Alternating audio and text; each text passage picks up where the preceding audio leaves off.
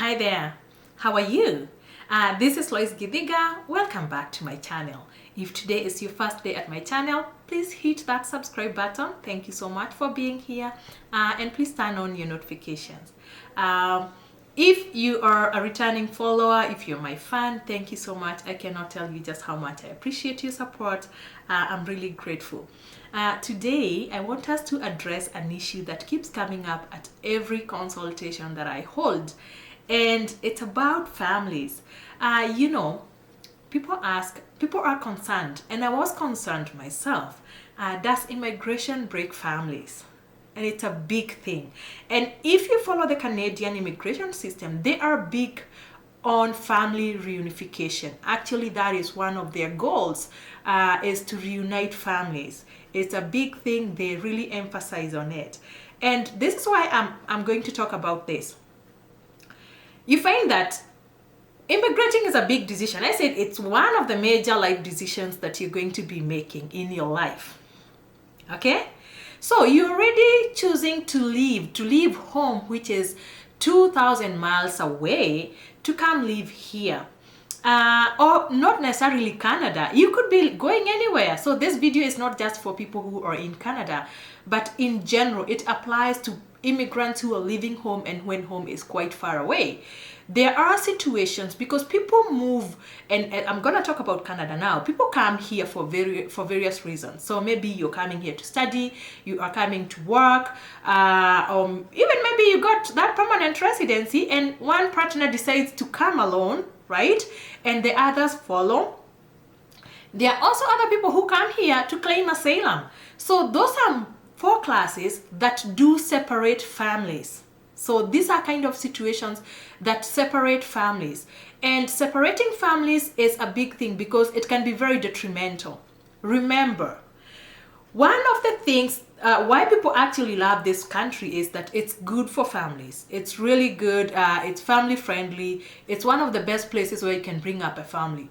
So when you're thinking, when you're planning, you're looking for a place whereby you can bring your family, and not everybody has that opportunity to bring their family with them on the first travel, So because of those factors that we talked about there, so some people are forced to leave children behind. If they are single parents, they leave children behind, and others who are married, they may leave a spouse with children behind, and one spouse comes. So you need, the most important thing that I tell people, and I'm not a marriage counselor, please, no, I'm not a marriage counselor. These are real things that happen because I have seen a lot of heartbreak. You need, when you're making that decision, you need to sit together, either with your children or with your spouse, and agree and be on the same page that first and foremost, you're going to make this decision to move and why it is important for you people. I know at times some of us, we have dreams that our partners don't have. And someone who has a dream, they're unstoppable. So these people at times end up going. They go anyway, whether the other partner is into it or not. I tell people, please agree. And I know it's this because mostly it's women who have these kind of dreams. Women dream. They're always dreaming. They're thinking, oh, you know what? They feel bound. They feel like they want to explore. They want to go and see what is out there in the world. And it's a good thing. But please talk, discuss, be on one page, agree on the moving part. Just so that you all understand and everybody knows their family dynamics. So that you guys understand who is staying behind and who is going. If one is going as a student, you may not be able to bring your family together, right? So then you know that you're leaving your children with trusted people, or you're living with children with your spouse, with your family, or you're leaving your spouse with your children to take care of the family, to be mother and father of that family. Then now after that, after you make that decision and you're on one page, you need to come up with a coping strategy. And this coping strategy is down. I'm going to lay it down here. This is a way to make sure that you guys are okay, even in the absence. Remember, you do not want to break the same institution whose future you are trying to secure. If you're trying to secure your children, you do not want to break them simply because you moved away or simply because you immigrated to pursue a dream. Because if you break them, then the whole sacrifice is useless. You sacrificed 2 years, 1 year, 3 years, 4 years for nothing. So it's good then that we protect these institutions because they are very fragile and they mean everything. Because again, if you're coming here for the family and then you lose that family, you've lost it all. Okay? And one thing I have seen is that children are the most affected. Adults, as adults, we are understanding. You can leave your spouse and they can manage. Children, once left, they get affected. Whether it's in their behavior, in school, there's the absence of that parent. So kids do suffer. And especially where you leave your kids with other people who are not parents, you should be very careful who you're leaving your kids with. As I have seen kids who've been left home, they were abused, they didn't know how to voice their ideas, their opinions, their challenges, simply because mom or dad is not there, right? So the child welfare should be really, really protected. And now in this strategy, the most important thing that I say is keep communication open. Oh my goodness, I cannot emphasize enough on how much you need to keep the communication open.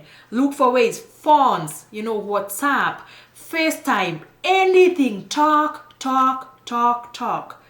Communicate. Be open with each other. Let people know the challenges you're facing here, because once you come here, there are going to be challenges. Let your people know that, I don't have a job, so that their expectations are not up there, right? So keep that communication open. Be very open. Be very honest. I told you there are challenges here. At times you may come here, you don't get a job, or you're struggling. You're doing shared accommodation for a month or so. You're being hosted by someone. So keep that communication open, just so that people understand the challenges you're going through and also the progress that you are making, because that progress do give people hope. If you're married, remember you are married. Yes, remember, and I'm not going to talk about that, but remember you are married, and remember the reason you are here and your spouse is there. Keep that in mind, because a lot of people come here, or they meet different people from different cultures, and so families do break like that a lot. Families do break like that. People do come here and they get married, and forget that they had other people back home. So that is, please don't break that institution. That's why I say be on one page. Be very tight before you leave. You don't make that tightness once you're here. You get tight before you leave, so that you are so tight that distance is not going to break you. And when I talk about distance, when you're a new immigrant and you're 2,000 miles away, this is not a place where you're going to take the bus home, right? So you may not be going home in 2 years, 3 years, right? And there are a lot of challenges that prevent newcomers or new immigrants from going back home. It's either money, vacation time. If you're a refugee claimant, you can't even go back to your country, right? So you don't have travel documents, right? So these are things that keep people away, whether you want it or not. If you're studying, come on, you're in school, you don't have time to be traveling back home. So be very, very, very tight, because that distance is huge, and the time between when you guys can meet is going to be huge. Remember that part where I talked about communication? Be in each other's lives, even in your absence. Yes, you can still be in your kids' lives. You can be in your spouse's lives, even if you are away. And that is, I said, talk every day. Make sure you guys are touching base every day. How was your day? What is happening? What progress? What challenges? Remember occasions. Remember the important things that you guys did. FaceTime, even if you're out having dinner, FaceTime, just so that you can feel like you're in each other's life, right? This place has something wonderful. It's called global texting. Most of the telephone carriers do have free global texting. So you can text all you want. text all you want. It's free these days. Now we also have things like WhatsApp. You can, you can call each other, you can FaceTime, Facebook, whatever, Skype, talk, see each other, because when you see each other, then you feel like you guys are together. Okay, surprise each other. You can still surprise people in their absence. Surprise whether it's your anniversary, surprise each other. Buy cake, send flowers, do stuff. Be imaginative, be creative. All right, if possible, and I'll say this, if possible, visit. And I know visiting is hard, but if possible, visit. You can always go back home if you're a student. Look for money, go visit them. The main thing and the biggest challenge here is for refugee claimants, because again, I said, once you claim asylum against your country, you cannot go back to that country. And maybe I'll make a video that emphasizes on refugee claimants. But remember, you also don't have travel documents as a refugee claimant. So you may need to get travel documents. There's something called a travel document in Canada that you can use to travel. You cannot use that travel document to travel back to your country. However, you can travel to all other countries as if you're a Canadian citizen. So you can plan to meet at central locations. You can meet in Dubai. Go on a vacation together. Plan a vacation whereby you meet your family somewhere, whereby you don't have to go back to your country, but you guys can meet. You can do vacations. You can meet wherever. Okay? Yeah. And then after arrival, this is the biggest part. A lot of families do persevere the break. They do persevere that absence. But so many families break up when they are reunited here. Others, they come together, and so many families come here to break. And especially people coming from where I come from Africa, and more specifically Kenya, because I'll talk about Kenya. It's my home and I understand Kenya. What happens here is the African setting of a marriage, of a family, is whereby the man is, you know how they say it, that the man is the head of the family, which is okay and true in all aspects. It's true. I don't have any issue about that.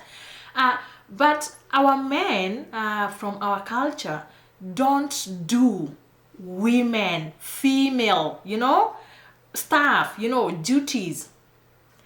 If you're brought up in that kind of a culture where you don't know how to do dishes, where you don't help at home, you are going to have to readjust. While to be able to survive here as a family unit that came from Kenya or from Africa, you are going to need to readjust. You need to reset that thing in your brain that says that men don't do this and men don't do the other, because that breaks a lot of families. And why it breaks families here? You come here as a woman, you know your rights. Come on. A lot of our women are very, very oppressed back there. They don't know their rights. So, they're always submissive. I'm not saying there's no submissiveness here, but then here, you help each other. You help, you work together. You are a team. As new immigrants, you don't have a lot of people, I'm not going to say all of them, but a lot of people who are newly immigrated, they don't have the privilege of having nannies. So, later on you can have a nanny, but you're not coming with a nanny. You're used to having a nanny back home, but here you don't have a nanny. So you're going to find that the home is your responsibility. If you make your wife that she's the one to do cleaning, cooking, everything, and your work is just to sit there and put your feet on the table, I'm telling you, my friend, you'll be divorced faster than you think. Very, very, very fast, because this woman is working. She is empowered. This place really does empower women. So if you have such issues, please drop that ego. Drop the ego like a hot potato. Yes, and I mean it. Drop it and know that you both are partners. You are together. Your children here are also your responsibility. Back home, we have boarding schools. The kids were like the teacher's responsibility, Here, your kids are your responsibility, your sole responsibility. They do their school. They are with you from January to December. They go to school on 9 to 2 or 9 to 3. So you have your kids all the time. They cannot be taken care of by one person. So it's a joint responsibility. You take care of your children, you take care of your home. You should know that you're full participants. Men and women are full participants in their lives. If you're full participants, active participants in your life, your marriage and your family unit is bound to thrive here. If you're not, if you come with those preconceived notions, oh, men don't do this, my friend, you will live at the shelter. You will be divorced here very fast by your wife. Very, very, very fast. A lot of families do come here to break. Anyway, that's all I want to say. Just so that you know what you're getting yourself into. If you're that man who cannot do stuff, you cannot change your diaper. Here people work in shifts. Some of these jobs, people do work in shifts. So you may be staying with your child all day. Yes? And your wife is taking care of the children in the evening. So is your child going to languish in a dirty diaper simply because you are an African man? Anyway, sorry. That's all I want to say. That's all I want to say for today, so that you make a conscious, you make the right decision. You know, is this a place for you? Is this a place that is not for you? Be ready. Prepare yourself mentally. You know, it's a mental thing. Prepare yourself mentally, and I hope that your family doesn't break in their absence, and your family doesn't break when you guys are in Canada. All right. Thank you so much for subscribing. Thank you so much for joining me. Thank you for being here. See you at my next video. Bye now.